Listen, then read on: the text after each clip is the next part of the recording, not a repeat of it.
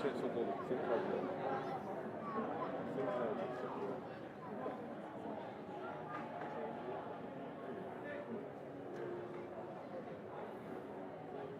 trying that show, the unplugged version again, eh? Malo lau mari ho eiki, mo lele ai tonga kotoa pe, wato e tau Ngaahi Ongoongo kuia mei he pare kuia Itali, ai o whakahoko ai nau popo aki ofa ke tuu whakataha umo mataha pe mo kakai kuia o Ukraine.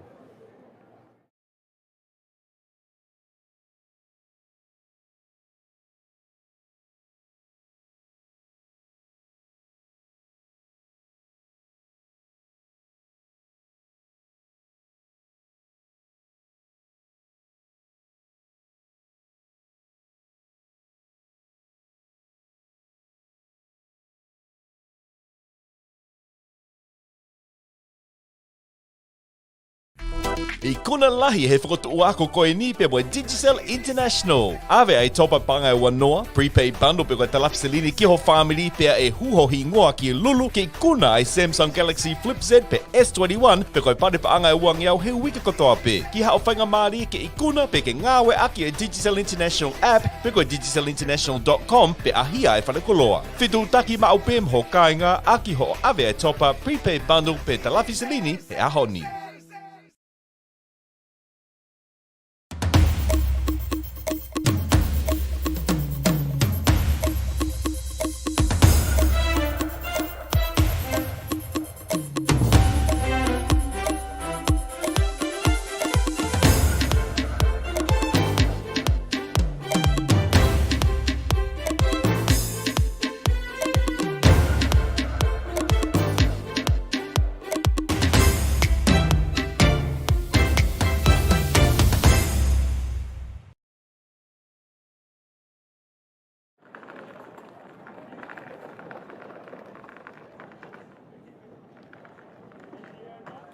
Malo lau mari ho eiki mo lelei ai tonga kotoa pe tare leiki mo tolu ki Ngaahi Ongoongo kuia e le tio mo e televisione Pasifika o kuatahanga tonu pe mei tiu pai i he hahake loto pe o kokore ki huwhanga e ngai tala malo e whonua pe puipui ange he mo ho eiki kwa usuri e ne o whakahoko ato e tau Ngaahi Ongoongo kuia e hengihengini pea mei tiu pai i he purianga whakatataha koe ale pea mei he expo au wafe ma wanoa. Pe hange koe o mea i pe hou eiki o ko lotonga whakahoko ato e tau Ngaahi Ongoongo koe ni mei he pare koe a Itali pea i tu a whoki hoi matawhare ko nau hanga nau tolu he whanua koe ni o whakahoko e nau popoaki ofa ki e kakai kotoa pe o Ukraine pe mo e whakaamu ke mao ai meli no i he whainga maere e wawetaha pe o whari ari whoki ai pe mo e whuka koia o Ukraine i honau tua pare pe koe whare whoki o Itali i heni pe i he expo wawhi mā wanoa. Niongo pe au ku whenga whoki expo ke hao ia me i he ngahi whekao whakapolitikare kau ku tokolahi au pito kakai i heni expo ku nau puke ngai whuka koe Ukraine koe tuu whakataha a mā mani pe mo e kainga koe ni me whanua i e whunga koe hono o hofi ki nau tolu e kau tau ma kau sotia koe ni me he whanua kau ngā apika koe whanua lahi whoki ko Lucia. Hi i he ene pe he whoki koe Ngaahi Ongoongo whamui taha o whekau aki pe mo tū unga ia o kuiai a Ukraine he whiawhini o ku peheni. Whatatau ki ripoti kuia kua whakaata mai me he pureanga whakatataho mā ko UN ia. O kuiai ai tui o pehe kua hanga whoki e he kausotia Lucia o puke whoki hataha o Ngāhi Whare a iwi pe koe uhila whakaato mi i he tonga hahake kuia o Ukraine he whiawhini ai o ku tuu whokia i he kolo kuia ko Zaporizhia ia whawhafua ki e tokongo fulu mātaha kua mole nau mo ui me toko te au tupo ko lavelawea i he kolo ko Kharkiv i he tafaaki ai o ku kei hoko pe ai o hofi koe ni e kausotia i he nao ngā unu atu kuia ki kolomua ko Kiev pe mo ngahi kolo lahi kuia o Ukraine. Ko hanga whoki kai o Ukraine o whainga ke whakaauha ai ngahi hala whakakawakawa he whonua pe i kai kuia pe o kunau hanga o to'o ai ngahi whakailonga po ngai papa whakailonga mo hingoa kuia ngai hala whakapurianga ko whainga ke taki he ia kau sotia me Lucia i taimi kuia kunau o mai pe ki loto kolo. Koe tokolahi koe o kakai ko more nau mo ui, a kakai o e whonua, o kai ke kau whoki ai kau sotia Ukraine, whawhofua whoki ke toko ua whetupu. Na e whakahoko mai foki pe moi mea koia ai Palestine o Amerika ko Joe Biden ia he wharelea koia Washington DC ani afi, o ni pehe, he has no idea what's coming. Te o kaikene ilo ai mea e hoko ki atia. Kone uhinga foki ene a Palestina Amerika ke Vladimir Putin, Palestini kone o Lucia e funga koia o ne ngau e whakalelifo o kone whakahoko, a ke ne hofi koia Ukraine niongo pe, a ngahi whinga koia ke Salova e palapalema koe ni, a ke ngahi alea whakadiplomatika aia nai kamata he weekendi pe I Belarus, ko teke osi a ngahi alea koia.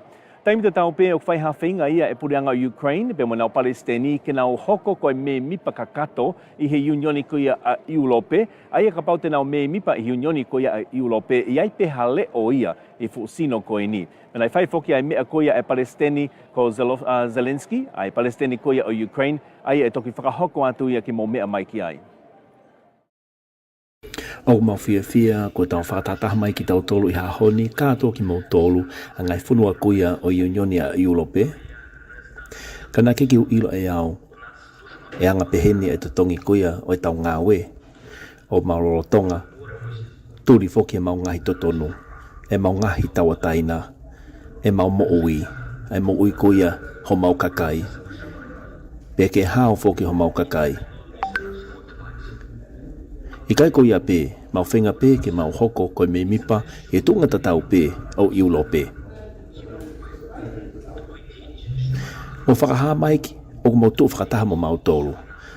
Whakaha mai he kai ki mo tukuange ki mau tolu. Whakaha mai ki ati ki mau tolu ko kakai Iulope mo oni ki mau tolu. E ka pau e pehe, I kuna foki, ai mo ui I he mate, pe moi mama I he pōri. Tua whātou.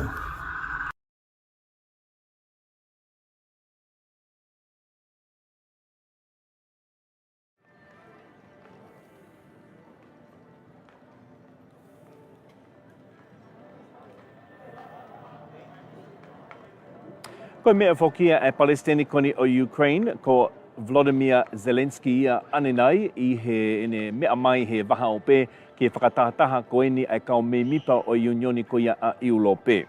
Taimita tau pe o ku hange koe mo osi lave e o osi lave pe ki ai o ku toko lahi foki a kakai Ukraine kuna osi hiki mo nofo whanua I Ngaahi whanua muri pe I kai koia pe toko lahi foki pe mo ki nau tolu o ku nau whenga ke foki ki Ukraine ke kau atu I hono poupo e kau tau koe o Ukraine ke tau kapoi honau whanua. Ka koe kakai Ukraine, a kakai koe o nofo Ukraine taimini o ku mawai ua foki ane ihi pe tena nofo mao pe honau whanua, pe tena holotaki I ki nau tolu o kumihu whanga I Ngaahi whanua kaunga api. Kai kehe o kuiai mo whakamatala mo ongongo koe ni lipoti nei toki whaile mai ane nei, mei he kautaha whakamafolelea koe a Australia ABC o whekau aki, pe mo mawai ua a kakai o Ukraine, pe tena nofo mao I honau whanua, pe nau hola o kumitokoni mei he Ngaahi whanua muri. Vladimir, be ready, we will come and kill you. It's like a hell. We don't know what to do. We don't know what would be tomorrow, so we're running.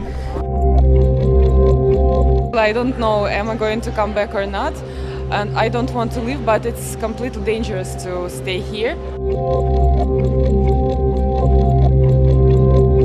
Nobody was prepared to this situation, and we believe that we will see them soon. This is a residential area with no military objects. All these people have to defend their family. We have to find a fight. But it's a nightmare. All our relatives are around Ukraine, in Kiev and in Zaporizhia. They are spending the third day already in the bomb shelter. I'm scared, but I can see another way to escape. Russia, stop Putin. We don't want to fight. We want to be in our home.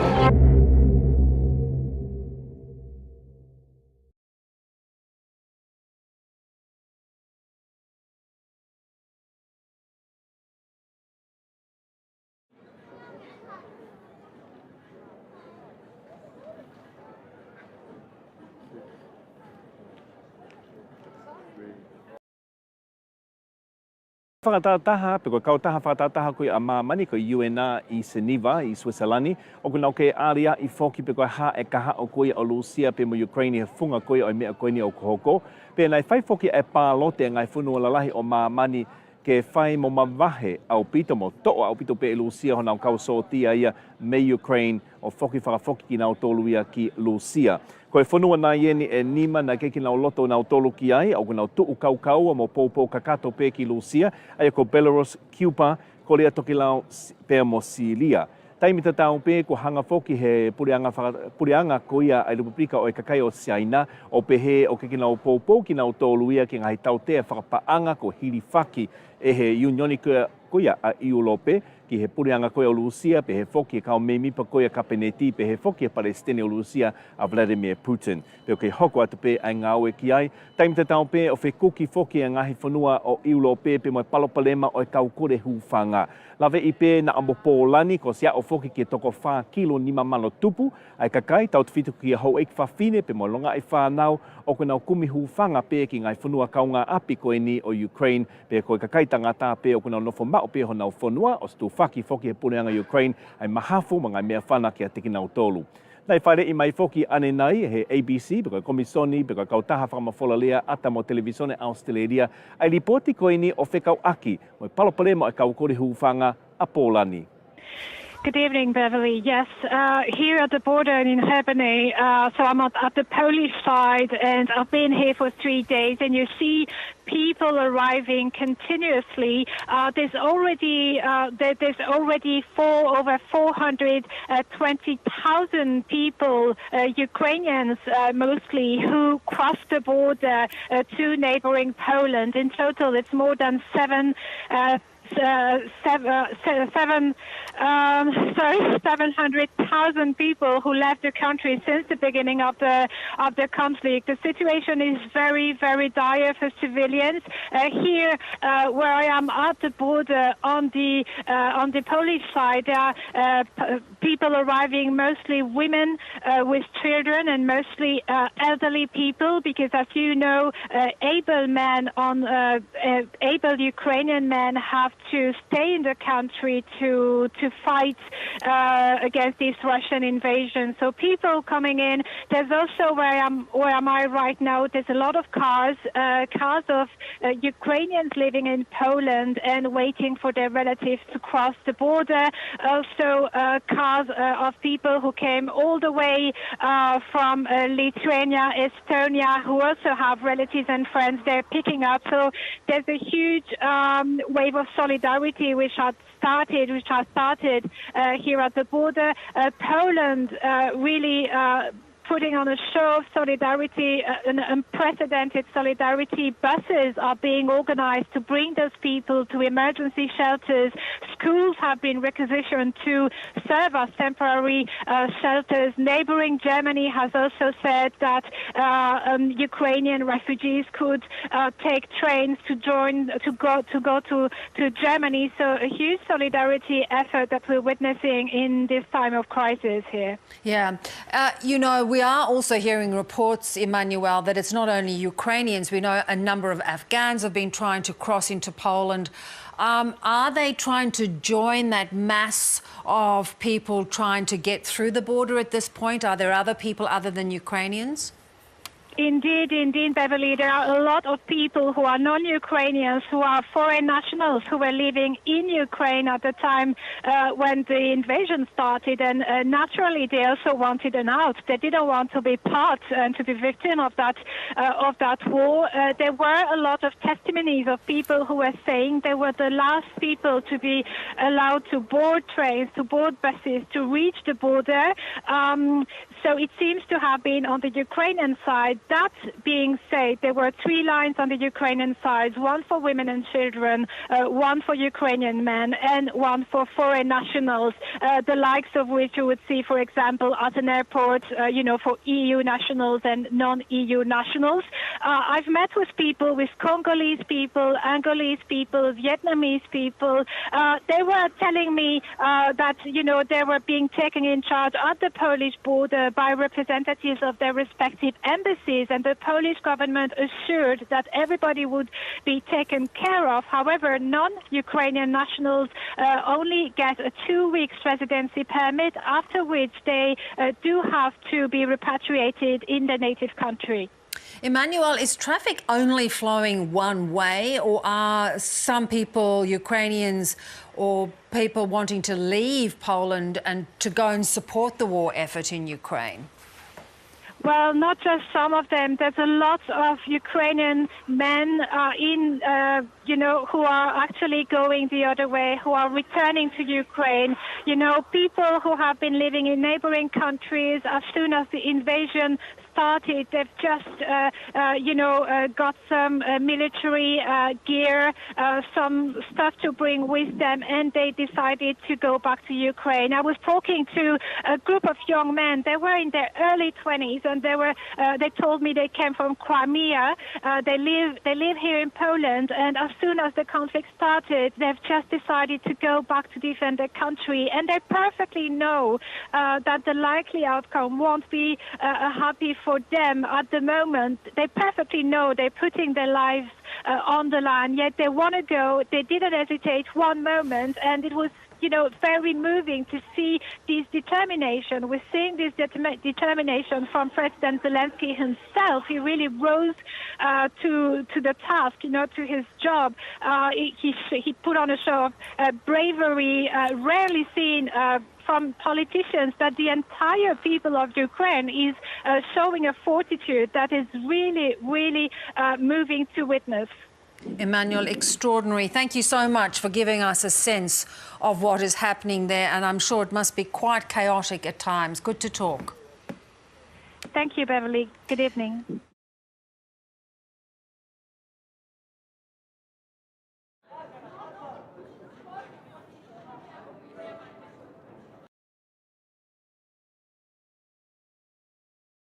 Alo pe me he whakatamaki whakanatula kuia nei hoko I hunga tonga hunga haapai a vela kuia mo Ngāhi koe ni aho taha nimo Sanuari wawhi maa ua pe he whoki pe au kula koe nei haki whoki I tonga tapu pe mo eua mo atu mua koe ni haapai.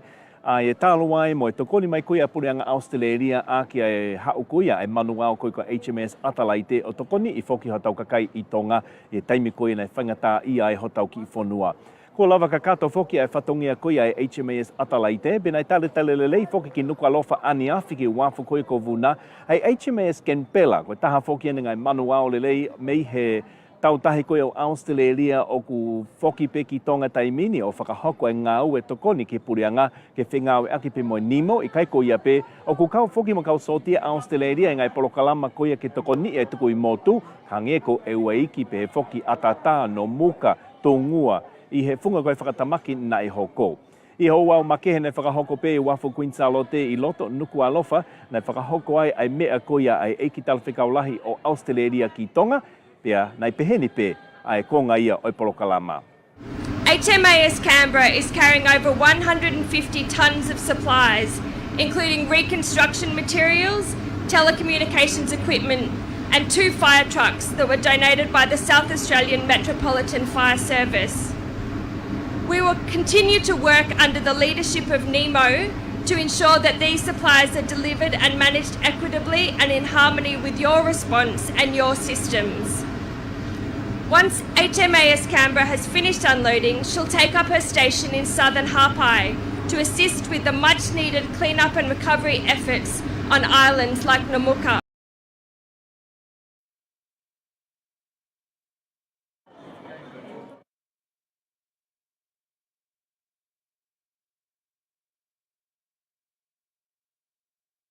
Ke whekuki whoki ai tuku I motu koe ai Pasifiki pe mo e palopalema koe ni paka mahaki whakaauha koe koe COVID tāhi wā.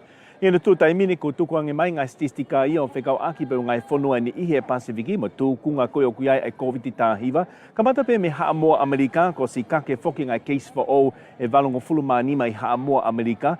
Ka niongo ia koe kinau tolu koe o si lava whoki pe mo nau huhu whakalahi pe koe booster shot o si au ia ke pesete e valo noa poini whā. Ka taimi te tau pe o ku whakatonga e he purianga, ko case for o mu whakamui taha koe ni e taha walu, o si huhu, hoani huhu ka kato whoki ki nau tōlu ia.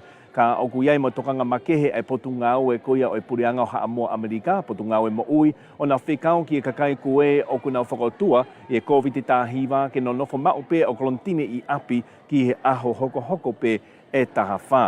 I otomotukuki, case for owe ne nima noa ia i he aho aniawhi, o ki ai ma wakai makehe koe purianga no usila, ai o ku nau whakamalu pe, ai otomotukuki ki he tawhaki koini. Nai pehe whoke he sekretari koia ki potu ngāu e mo uia otomotukuki, ai ko Bob Williams ia o whawhofua ki he peseti e valo noa, tau taha valo whai ki o lunga kakai o e otomotukuki o si lava whoki, pe moe huhu whakalahi, pe koe booster shot i he otomotukuki, pe o keike ai ha taha ia e otomotukuki o ku tākoto i whane mahaki makatounga i he COVID tāhiwa. New Caledonia le vaia o kuiai ma wakai ma kehe purianga flanse me pālesi ki te unga koe o kuiai ai COVID tāhiwa o si ai mo case for o ia i Haamoa i New Caledonia, case for o e taha awhea o no ngiau hiva walu whoki. Ai e koe ngai keisi koe ni o kunau si whaipeha wakai ki ai, tālu pe sepitema o e tau kua si o si au whakakātoa ngai keisi koia o e COVID tāhiwa ia i he New Caledonia ki e toko nima mano whawhe walungiau nima ono. Nei malolo foki pe mo toko ua i Polincia Flanse i Tahiti i papeete i he aho aniawhi, ko si kake foki a ki nau tolo koe o si mole nau mo ume COVID tāhiwa i Polincia Flanse ke toko ono ngiau whango fulu tupu. Taimi te tau pe, nei hiki foki e potu ngau e mo ui a case for o e hiwa ngiau ni mga fulu maua i he aho e hoe ua fitu ua koe ni ko toki osi, pe o wao whakakātoa ngai case koe weekendi ke case for o e tolu awhe te ao fitu nima. O kia ima toko hongo fulu mahiwa o tā koto pe i he whare mahaki i papeete i e tounga whakatū tā maki mo oni me he COVID tāhiwa, pe ko pese te valo noa koia o e kakai tau taha ua whaiki o lunga o si lava pe moe nā hoani huhu. Ki Otomot Solomone, o kia ima case for o e fitu awhe o ngiau ni manoa i he taimini, pe ko tokolahi koia o ki nau tolu ko mole nau mo ui i he Otomot Solomone o si kake ia ki e toko tia o maono. Ai koe tūkunga whokia o kia ai COVID tāhiwa i he Pasifiki. Manu watu vei, koe taha whoki i he kautangata wainga akapulu manakoa mo i loa me malae kuia o e sipoti, tau tolongo fulu maono o stutuni whoki e whakamau i he whamau anga whakavahe kuia o Manukau City i Aukalani no Usila kene ngawe pōpula whiunga mo e tau e tolu mahina e fitu i Ngaahi tukua ki i kuia o ene utamaiki no Usila ai whaitokona tāpu.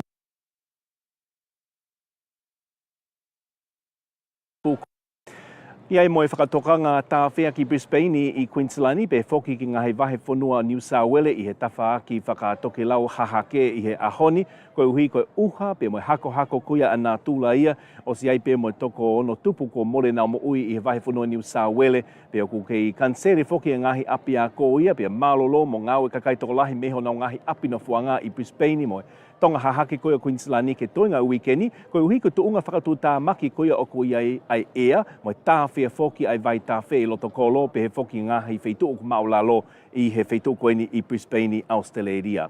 O whakahoko ate tau ongongo koia o e whiawhini, pe koe hengi ni whoki me expo wawhi maua noa i Tiupai, pe koe maulotonga i tua whoki me he pare koeni a Itari, pe koe Itari whoki o kukau ia ma ngai whanua la lahi o maamani i he expo koeni, o ku nau tuu whakataha, whakahoko mo whakahā e nau pōpō kakato pe ki e whanua koia ko Ukraine, i he whunga koia o whakatamaki o lotonga hoko koia ki honau whanua, pe whakaofa au pito pe ia, pe a whia whoki a honi i he tuuta mai ki heni, ai tau timi koia mei sene Australia, koe kau whaiva koeni ki he pare koe whare koia atonga, mei he klupu koe ka wheniu mei sene Australia. Pe te ulau atu whoki ai hingoa koia o ki nau tolu koia, ai timi koeni o ai kau whaiva koe nau tuuta mai pe ki Tiupai, ki nau whakari aari ma whakahoko, a ngai whaiva whakame i te lolotonga koia ai aho whawhanua atonga he aho whalaite koeni, kau mai ki ai a Nati Anson Dempsey, Angela Olga Siliva, Letitia Afu, Davita Lawaki Masima, ai koe puna ke whokia, Lopetisione Maaki Hala, Mawhile o Tuitawake, Manase Tonga Vei, Nera Taha, Whaasee Junior Vahai, Daniela Mounga, pe whoki ki a Tisiola Matakaiongo, Awhaleti Taoteao Tauwha, Jessica Claire Tonga, pe whoki ki a Teivita Katoa Palu, Sandy Hoi Shantang pe mo Neira Isa.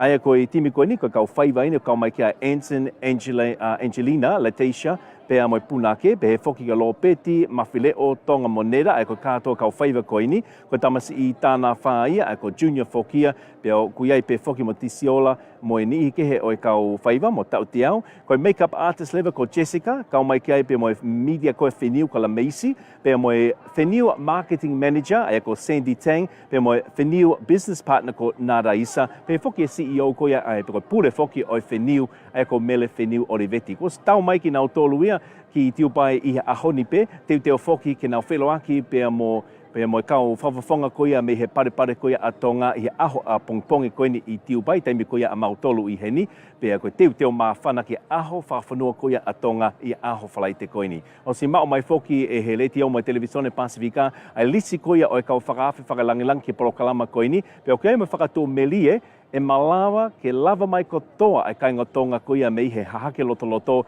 ke kau whakataha ia pea moe expo e wafi maua noa ma kau whawhawhonga koia me he purianga koia o UAE I ono katoa ngai ai aho whawhanua koia a tonga he aho whaa koia o Maasi.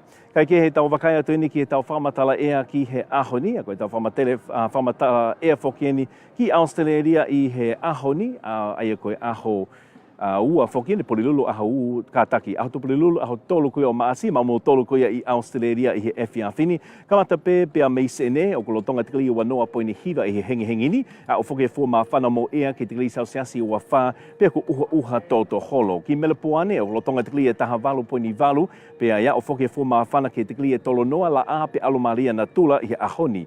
Brisbane Queenslandi, ua tolu poini wha, fua whana koia ea he palometa he malai wakapuna koia o Brisbane, ea o whoki e fua whana ki tikili sausiasi ua valu, pea ku uha toto holo o au pea ki e tuunga hako au pito, pea o kiai mai whakatokanga tā whea whoki ki Brisbane. Ki Perth Australia hihi fo, tikili e tā nima poini fito he taimini, ka e kaki ia ki tikili e ua ono, pea ku la a pe alumaria na tula. Atalaite Australia tonga lo tonga tikili e ua noa poini nima, ka e kaki ia ki tikili e tolu, au ku alumaria mo la a lelei pea nau ea I South Australia.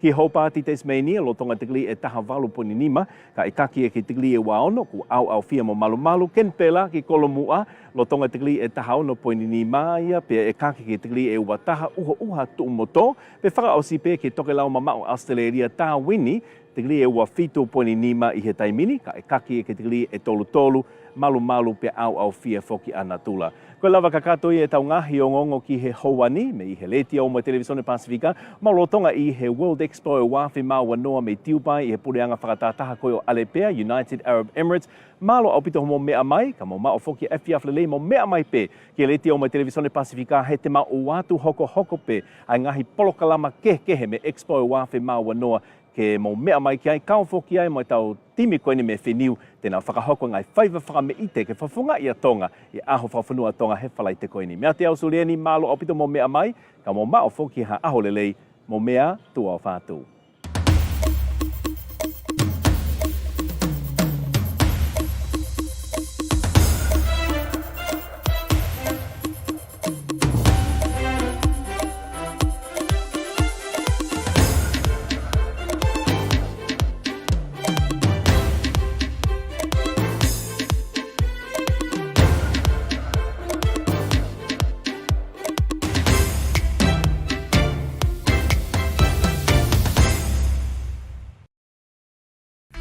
I kuna lahi he whakatu ako koe ni pe moe Digicel International. Ave ai topa pangai wanoa, prepaid bundle pe koe talafselini ki ho family pe e huhohi ngoa ki lulu ki kuna ai Samsung Galaxy Flip Z pe S21 pe koe pare pa angai uang iau he wika kotoa pe. Ki hao whainga maari ke ikuna pe ke ngawe aki e Digicel International app pe koe digicelinternational.com pe ahia e whanakoloa. Fitu taki ma au pe mho kainga aki ho ave ai topa prepaid bundle pe talafselini e ahoni.